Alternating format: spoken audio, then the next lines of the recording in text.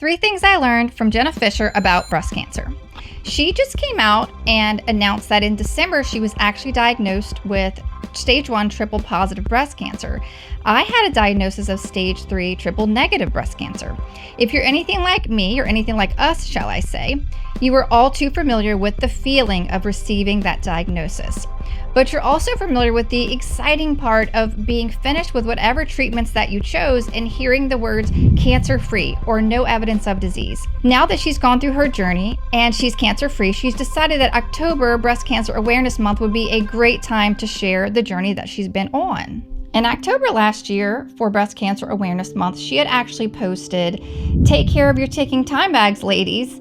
And after an inconclusive result from her mammogram, she went and got an ultrasound, which led to other things because she had dense breast. Now, as a survivor myself, I haven't found anybody yet who doesn't have dense breast. So I do wish that they would correct that and start planning for something different, because apparently we all have that.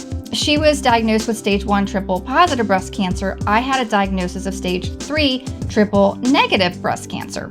If you have gone through chemo and radiation, as I have and as Jenna have, triple positive breast cancer along with triple negative breast cancer are aggressive forms of breast cancer, but highly responsive to treatment. In January, she had a lumpectomy to remove the tumor. Luckily, the cancer was caught early and had not spread to the lymph nodes. There is something I wish she had not posted. She said my cancer, and a lot of people are saying my cancer. It's not our cancer. It does not define, it doesn't own us. Just my own personal opinion on that. I love how she always puts a positive spin on things. She said that she lost her hair during chemotherapy, but thanks to some great wig. The third thing I learned from Jenna Fischer about the breast cancer journey is that I've always believed that laughter is the best medicine and humor is an important part of this journey. And I just felt validated the way that she interjects humor into the situation, but not while she's like ignoring anything. She's processing it. She's talking about it. She's talking about the good. She's talking about the bad, but she's interjecting that humor, and it just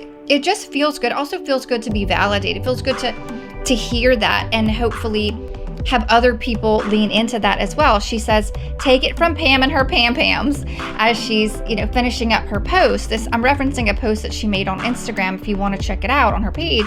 I just really felt inspired and wanted to do a quick video on this. She really pulled through some really important parts that I wanted to emphasize, and that is finding the beauty in cancer through those acts of compassion and being just surrounded by so many loved ones, interjecting the humor when it needs to be, and then referencing the grace that we deserve to give ourselves and allow ourselves to receive from others when we need it throughout this process and this healing journey.